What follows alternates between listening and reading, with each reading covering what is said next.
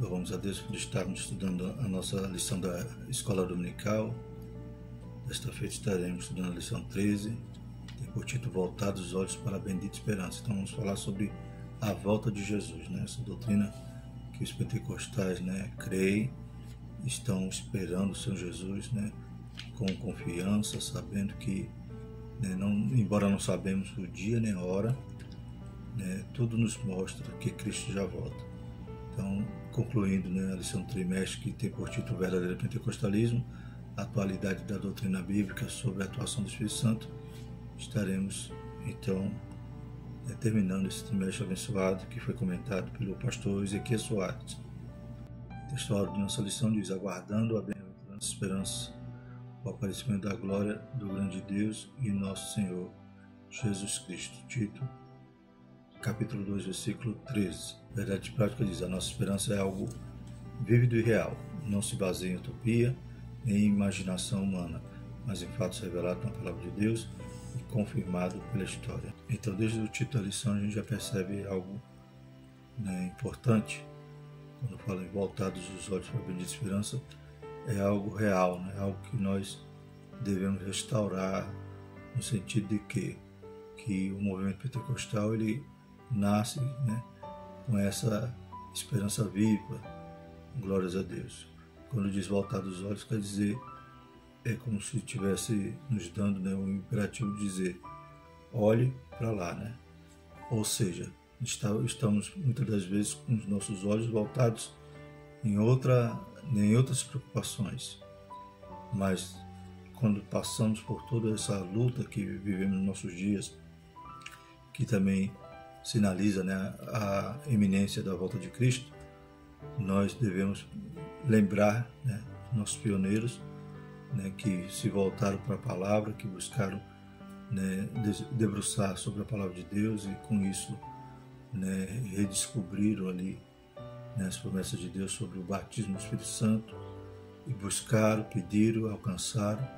E no surgimento desse movimento pentecostal também há preocupação desde o primórdio de se lembrar das últimas coisas, de se preocupar com as últimas coisas, com a escatologia e principalmente com a nossa bendita esperança, que é a volta de Jesus. Então, a gente está olhando para um lado, se preocupando com muitas outras coisas, e o título da lição já nos dá esse imperativo para que os nossos olhos estejam voltados agora para o que é importante, para aquilo que nós aguardamos ansiosamente, que é a volta de Cristo. A leitura diária está na 2 Mateus 24:44.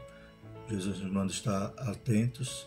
Terça, Marcos 13:32. Ninguém sabe o dia e a hora do arrebatamento da igreja. Quarta, Lucas 12:37. Bem-aventurados são os crentes vigilantes na vinda de Jesus. Quinta, Lucas 21:34-36. É necessário orar e vigiar em todo o tempo. Sexta, 1 Coríntios 1:8. Estamos esperando a vinda de Jesus. E sábado, 1 Tessalonicenses 5:4-6. A vigilância é um dos ensinos paulinos. A leitura em classe, em Atos, capítulo 1, versículo de 6 a 11. Passamos à leitura. Aqueles, pois, que se haviam reunidos, perguntaram-lhe, dizendo: Senhor, restaurarás tu neste tempo o reino a Israel? E disse: Não vos pertence saber os tempos ou as estações que o Pai estabeleceu pelo seu próprio poder, mas recebereis a virtude do Espírito Santo que há de vir sobre vós, e ser-me-eis testemunha, tanto em Jerusalém, como em toda a Judéia e Samaria, e até os confins da terra. E quando dizia isto, vendo eles, foi elevado à altura, e uma nuvem o recebeu, ocultando a seus olhos. E estando com os olhos fitos no céu enquanto ele subia, eis que junto dele se puseram 2 varões vestidos de branco, os quais lhe disseram: Varões galileus, por que estáis olhando para o céu? Este Jesus que entre vós foi recebido em cima no céu, há de vir assim como para o céu ouviste ir. Bendito é o nome do Senhor. O objetivo geral da nossa lição, como já falamos, é voltar os olhos para a bendita esperança. Então, em que estamos focando? Qual é o nosso alvo? Qual é a nossa preocupação? Qual é a nossa prioridade? Então, deixemos de nos preocupar, nos embaraçar com as coisas dessa terra e voltemos aos olhos para essa esperança, ou seja, para essa promessa maravilhosa de que Cristo breve virá. Glórias a Deus. O objetivo específico é afirmar que breve Jesus virá, destacar a necessidade da vigilância e estimular a viver com fidelidade. Então estaremos buscando extrair esses objetivos de cada tópico da lição. Estaremos do Interagindo com o Professor o seguinte: a expectativa dos pentecostais acerca da vinda de Jesus não é fato secundário, mas essencial. A convicção de que o nosso Senhor pode voltar a qualquer momento tem impacto em nossa prática de evangelização, de santidade e de fidelidade com o Senhor, a respeito dos dons espirituais que Ele dispensou para nós. Então, como falamos, é um princípio que desde os primórdios, desde o início desse avivamento, do movimento pentecostal, faz parte. Então, o slogan dos pioneiros é: Cristo salva, Cristo cura, batismo com o Espírito Santo e breve voltará. Então, faz parte da nossa evangelização, essa expectativa, a bendita esperança que é a volta de Jesus. E faz parte também do nosso viver, em vigilância e santidade, esperando esse momento. A nossa maior expectativa se encontra na certeza de que um dia estaremos com nosso Senhor no céu de glória. Essa bendita esperança é cantada em nossos hinários e pregada de maneira entusiasmada para aqueles que levam a sério o ministério do ensino e da pregação em nossa igreja. Então, é algo que não pode estar ausente de nossos púlpitos, a pregação sobre a volta de Jesus. Como disse aqui no Interagindo com o Professor, é algo que faz parte daquele que leva a sério o ministério do ensino. Então, nós temos em nossas igrejas chamados cultos de doutrina, como a gente já estudou sobre a liturgia, e a gente sabe que o culto de doutrina é exatamente isso, para expor a palavra, para ensinar a doutrina, E essa doutrina ela não pode se ausentar de nossos púlpitos. Temos que estar sempre pregando sobre a volta de Jesus. Como veremos em alguns slides à frente, essa preocupação sobre a volta de Jesus é algo que nos leva à santidade, que nos leva a uma vida que se preocupa mais com o céu e não com as coisas dessa terra. A introdução diz: a expressão bendita esperança se refere à segunda vinda de Cristo, que é a esperança da igreja desde que Jesus retornou ao céu. E como já foi dito, essa esperança é até cantada em nossos hinos. Estamos sempre relembrando que o nosso alvo não é a terra, é o céu. Essa expectativa vem aumentando à medida que o tempo vai passando. A edição pretende esclarecer quão breve será esse evento, para que cada um mantenha a vigilância e a fidelidade. Então, louvamos a Deus, porque é um momento também, como a Bíblia fala, será como o ladrão, ou seja, ninguém sabe nem a hora, nem o dia que vem. Então, será algo repentino, breve, e necessário estarmos nos preparando todos os dias, aguardando Jesus como se viesse hoje. Primeiro ponto: breve o Senhor virá. A vinda de Jesus é tão certa quanto a sucessão dos dias e das noites, e disso não temos a menor dúvida. Esse dia está próximo, os sinais que perceberão a vinda de Cristo já estão presentes. Então é algo que o Senhor prometeu, foi tudo, a Bíblia, inúmeras vezes o Senhor já instruía ali os discípulos sobre a sua vinda.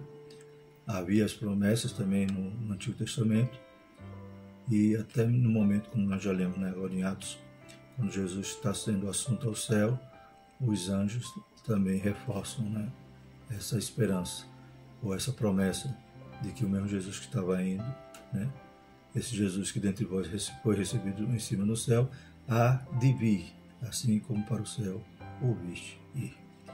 Glórias a Deus. Trouxe esse texto, irmão, esse adendo aqui à lição, para podermos analisar aqui como é tratado, qual é o pensamento sobre a vinda de Jesus durante toda a história, como os homens focavam, para onde estavam virados os olhos dos homens, se estavam realmente voltados para a bendita esperança ou não durante as diversas fases da igreja. Então, pensamento escatológico sobre a volta de Jesus. Para Israel, focava no aparecimento do Messias para restaurar sua liberdade política e o reino no qual Israel seria governante do mundo. Então, Israel sempre tinha a escatologia com esse foco, com esse viés. de que quando o Messias viesse, ia, né, a primeira preocupação do Messias era restaurar, né, a liberdade ali, restaurar o domínio a Israel, né, porque eles estavam desde o cativeiro vivendo, né, como nação vassala, né, nação subjugada por outras nações. E a promessa do Messias, que sempre eles cultivaram, principalmente na época do cativeiro, era desse Messias que viesse libertá-los das nações e instaurar um reino, né, um reino como a palavra de Deus prometia, um reino que jamais ia passar, né, instaurar o reino, o trono de Davi. Então era isso que eles estavam aguardando. Israel tinha essa preocupação, né, material, física, né, então do reino político, como os próprios discípulos vão perguntar, né, no verso 6 do capítulo 1 de Atos, aquele pois que se haviam reunido perguntaram, dizendo, Senhor, restaurarás tu neste tempo o reino a Israel? Então eles ainda tinham essa visão, né, de que o reino de Israel seria restaurado naquele momento, né, eles estavam nessa expectativa do Messias, né, mas havia ainda muita coisa para se suceder, como a gente vai ver no livro de Atos aqui, Jesus dizendo, né, que não cabia a eles, não pertencia a eles saber o tempo nem as estações. Então, antes que isso aconteça, que realmente vai acontecer no milênio, né, ainda ia ter muita história, né, ainda ia se decorrer, e ainda ia acontecer muitos eventos históricos, como estamos vivendo. E principalmente, né, haveria ainda a evangelização, né, o mundo ainda haveria de ser alcançado com o Evangelho. Durante a igreja primitiva, como é que eles pensavam sobre a volta de Jesus? Né? Mesmo perseguidos, esperavam já naqueles dias a volta de Jesus. Então, eles viviam, né, com tudo em comum, não se preocupavam com os bens materiais, porque eles aguardavam Jesus para aqueles dias. Então, a gente já percebe aí que quando a gente foca em Jesus, as demais coisas, né, não tem tanta importância. E o que acontece? Como não se deu a volta de Jesus, né, naqueles dias, preocuparam-se em doutrinar a igreja, inclusive sobre as coisas futuras. Então, a gente vê as cartas, né, os apóstolos doutrinando a igreja e também não se esquecendo de que Jesus breve virá. Então, essa bendita esperança permaneceu acesa, como Paulo mesmo diz lá em Atos, né?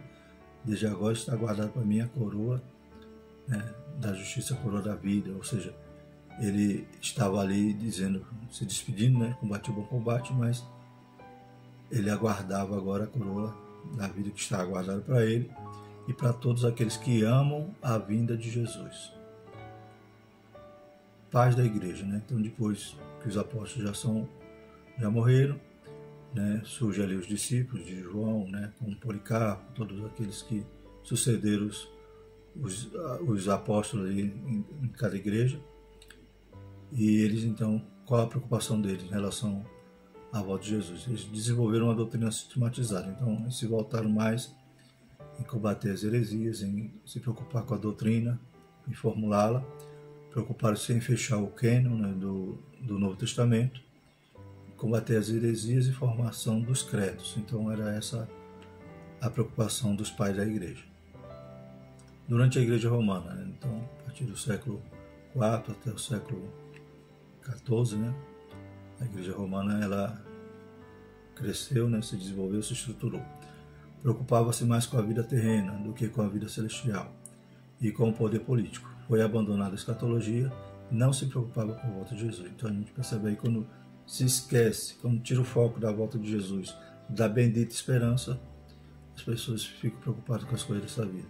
Foi assim que aconteceu com a igreja romana, ou seja, a igreja católica, que se desenvolveram, cresceram, se estruturaram de tal forma, como a gente estudou na lição passada, fizeram a treliça, né? Só a armação, mas a videira estava morrendo. E o que acontece? Aí a política entra, né, desde Constantino, e começa a igreja se misturar com o Estado, e daqui a pouco a igreja era que dominava o Estado. E tudo isso se afastou da palavra, se afastou de um genuíno evangelho e da promessa da vinda de Jesus, que é algo fundamental. Durante a Reforma, né, então a Reforma voltou ao seu ensino, Então voltou-se a traduzir as escrituras, né, a corrigir as distorções doutrinárias da Igreja Católica. ênfase na salvação. Então aí vem os solas, né? Sola fé, só Jesus, né? Só as escrituras, só a graça. Então eles vieram para, né, corrigir, né? Para ensinar a verdade e para o máximo possível, né? Traduzir a escritura para que pudesse chegar na mão do povo. E nesse sentido, né, a escatologia ela teve pouco desenvolvimento, ela ficou um pouco de lado, né, conforme, né, vemos na história, né, que o próprio Lutero não se apegava muito ao Apocalipse, né, não tinha muita preocupação sobre o Apocalipse. Durante os avivamentos, então depois da Reforma, durante os anos, o Senhor sempre estava avivando a obra, né, ouvindo ali a oração de Abacuque, aviva a sua obra durante os anos.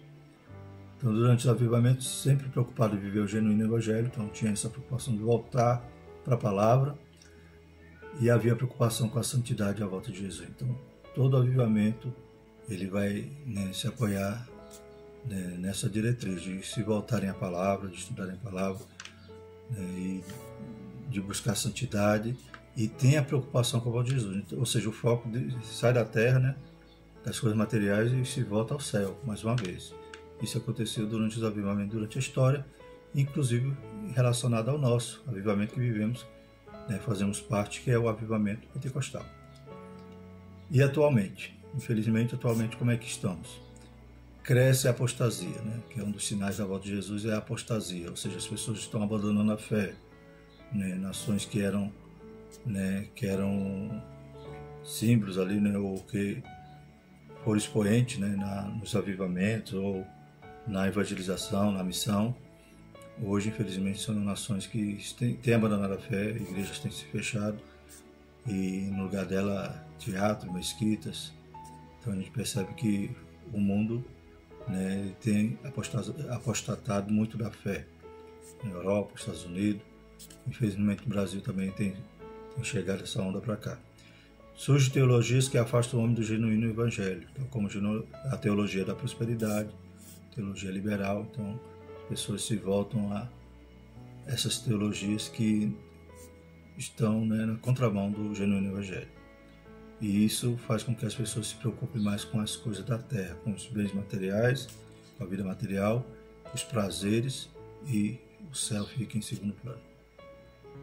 Então é necessário, a gente percebe essa fase que vivemos hoje, essa pandemia, né, que possa ser como um despertamento para nós, né? É muito sofrimento, mas isso é um despertamento, porque é um sinal, da volta de Jesus. Nós não sabemos nem o dia nem a hora, mas podemos perceber, né, os sinais que Jesus não nos deixou, né, sem uma perspectiva, sem uma direção, né? Então ele nos deixou uma condição de podermos perceber que se aproxima a volta do Senhor Jesus. Primeiro subtópico da nossa lição, a vinda de Cristo.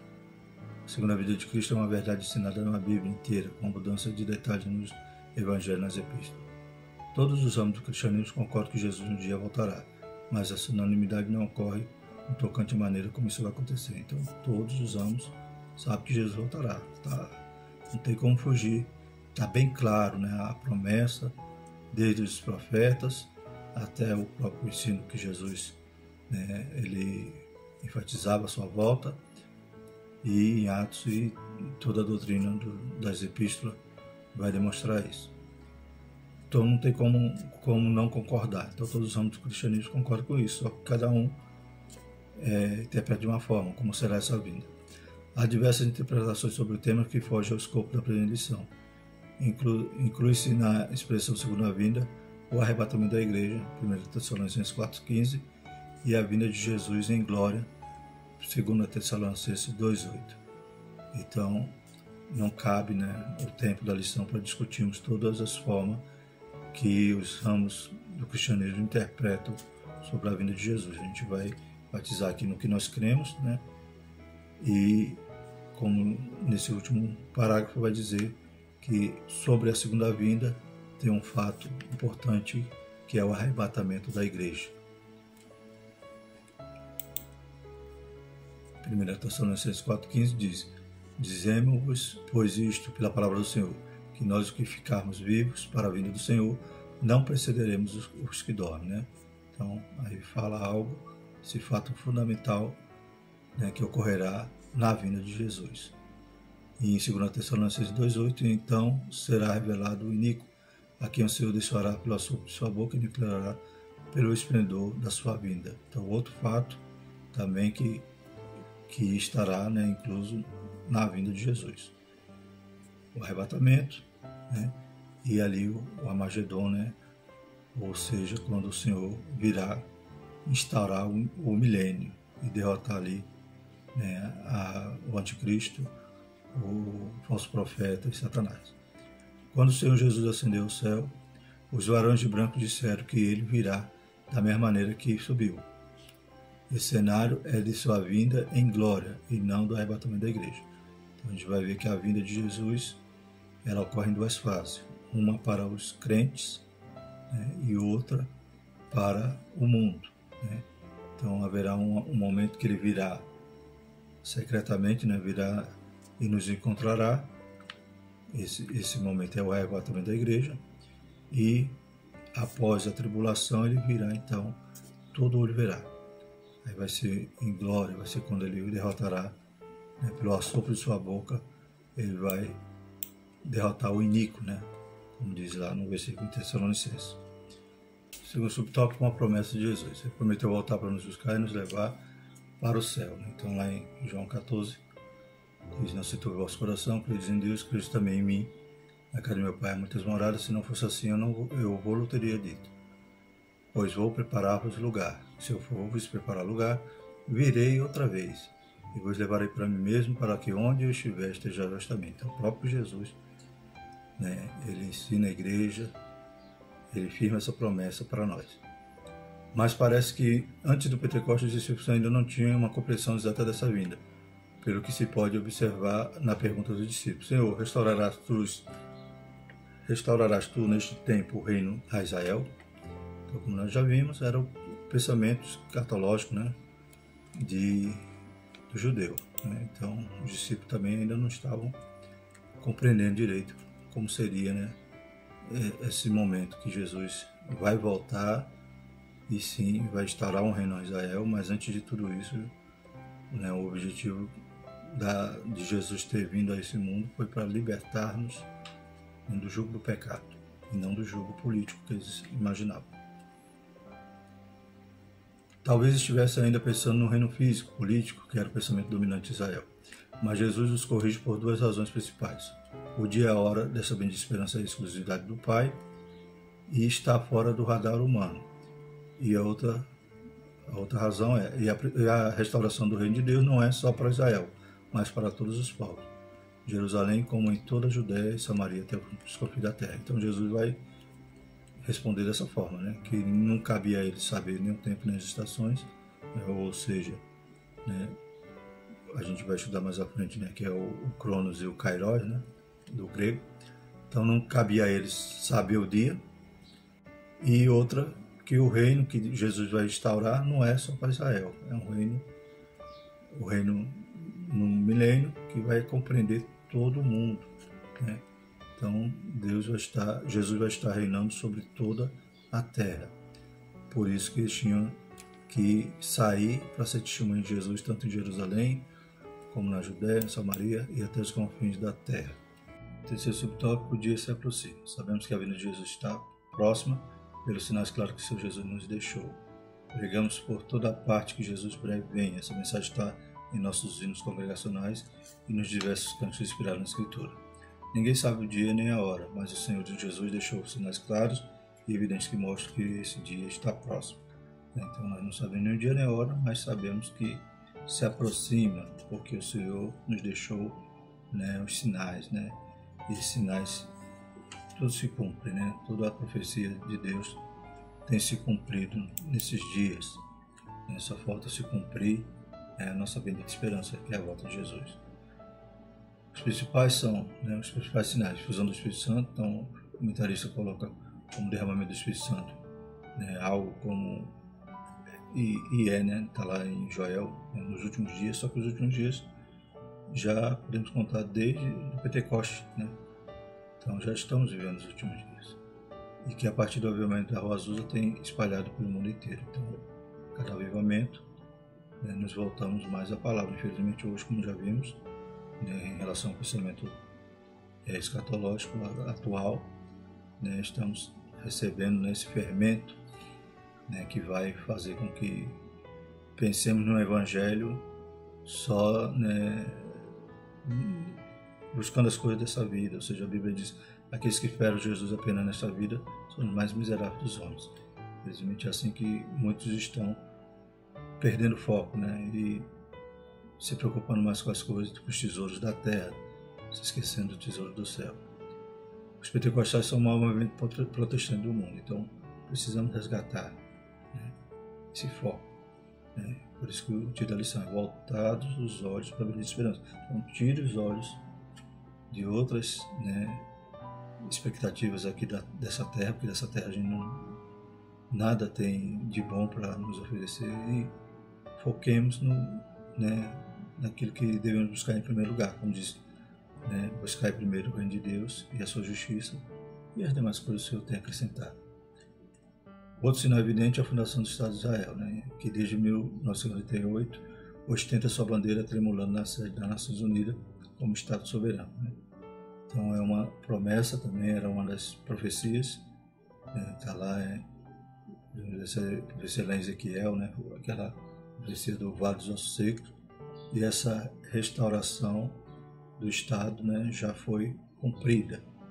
Falta a restauração espiritual de Israel, que se dará, né, no momento que o Senhor voltar e salvar ali os remanescentes de Israel. E disse-lhe uma parábola: olhai para a figueira e para todas as árvores, quando já começam a brotar. Vós sabeis que, por vós mesmos, vendo-a, pelo perto está já o verão. Assim também vós, quando vires acontecer essas coisas, sabei que o reino de Deus está perto, né? Então, a figueira, simbolicamente, é Israel.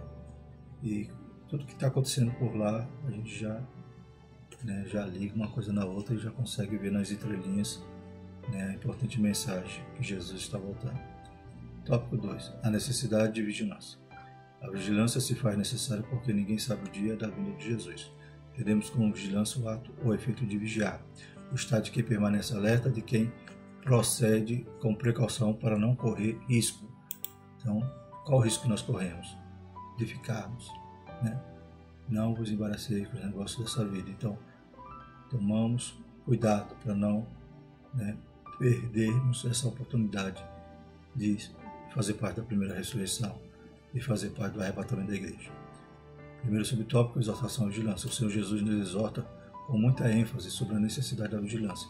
Vigiai, pois, porque não sabeis a que hora há de vir o vosso Senhor. Então, é necessário vigiarmos. E o que é vigiarmos, né? Estarmos alerta, ou seja, preocupado com a nossa salvação, preocupado, né, com as nossas vestes. Filhinhos, não pequeis, mas se pecar, como diz lá em João, né?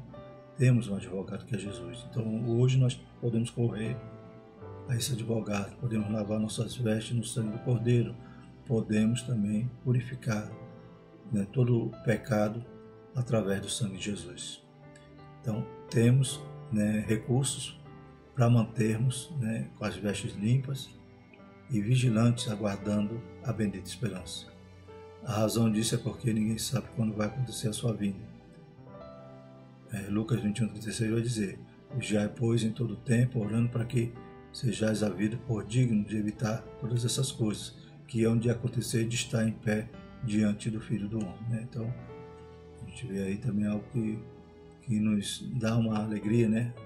De saber, se nós estivermos vigiando, seremos dignos de evitar todas essas coisas. Que coisas são essas?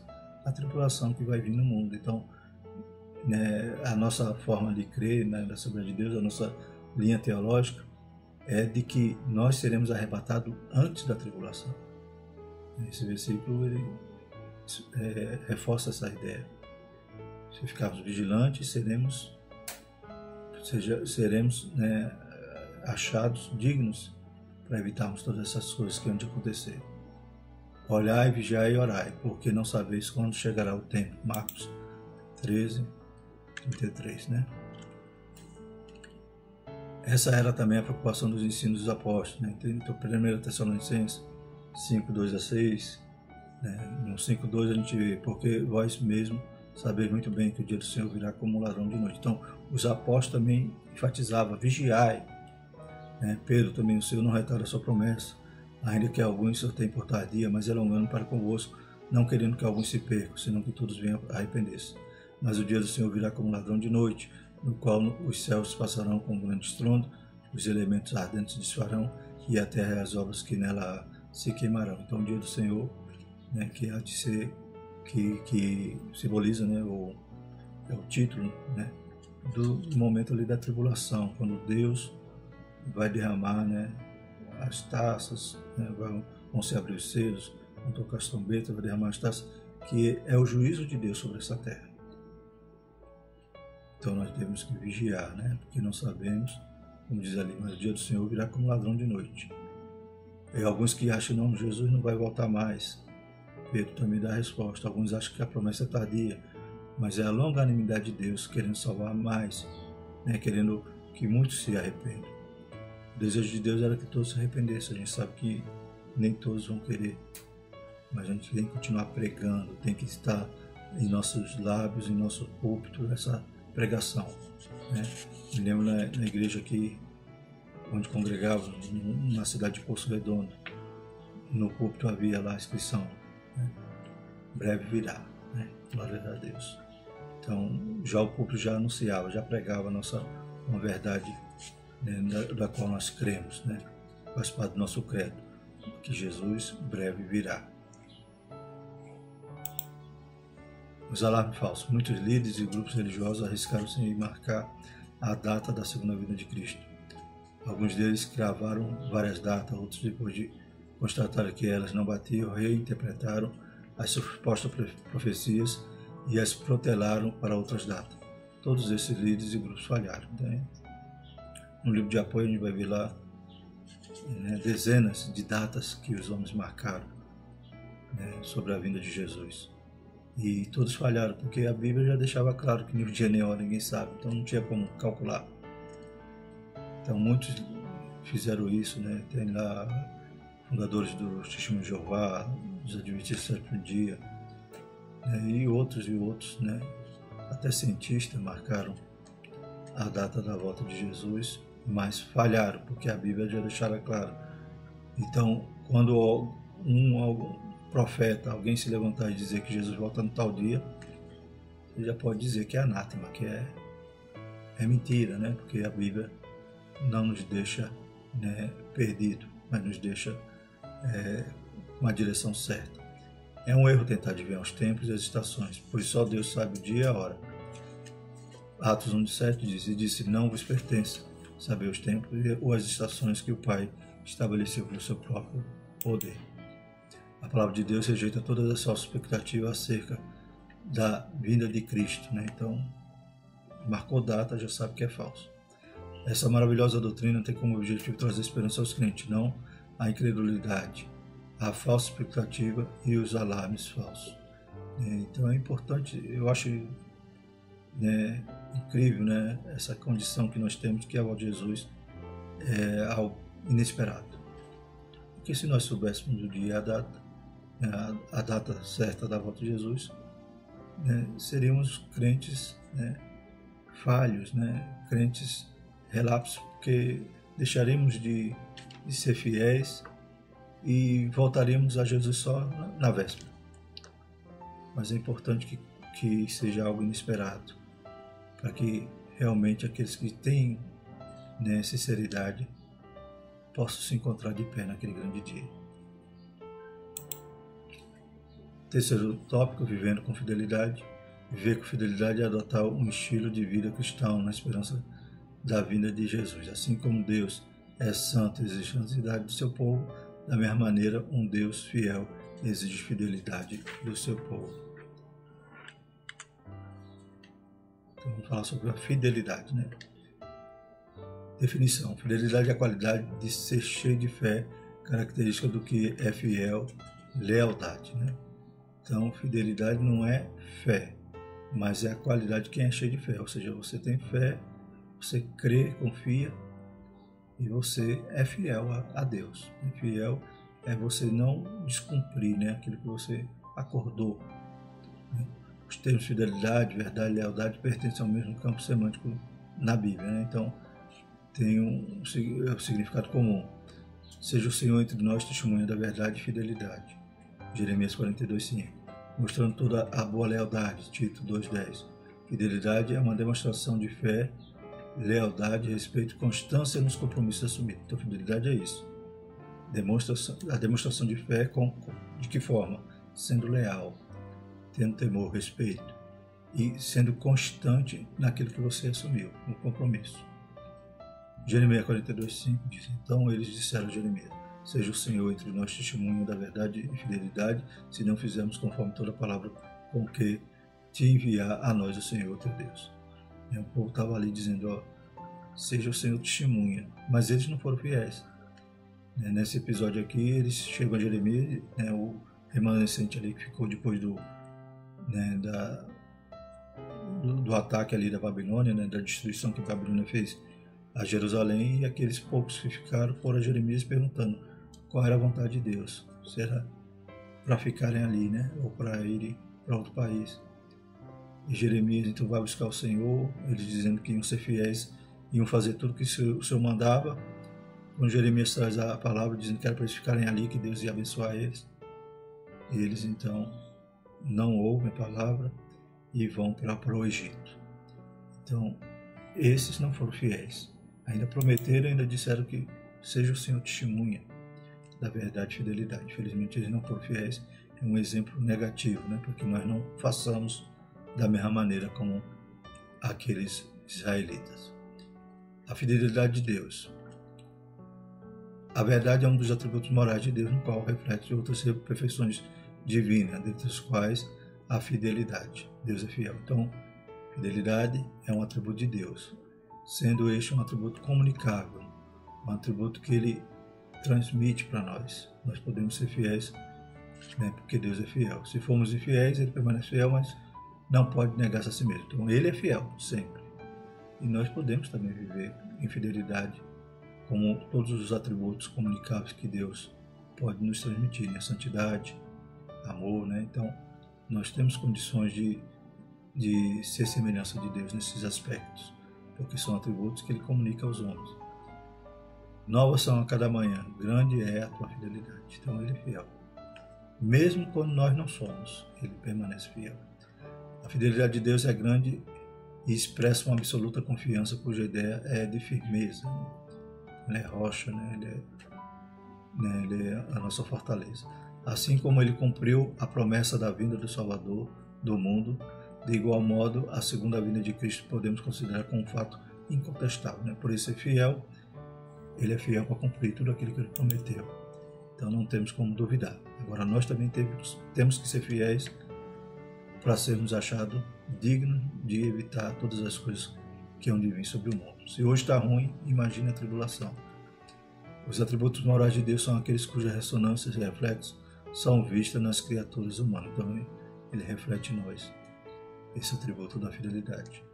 A fidelidade é uma das virtudes cristãs provenientes do Espírito na vida do crente. Lá em Gálatas 5:22, vou falar sobre o fruto do Espírito. E um dos gominhos do fruto é fidelidade. Em algumas traduções está traduzido por fé, mas as traduções mais novas vem corrigido, com o termo fidelidade.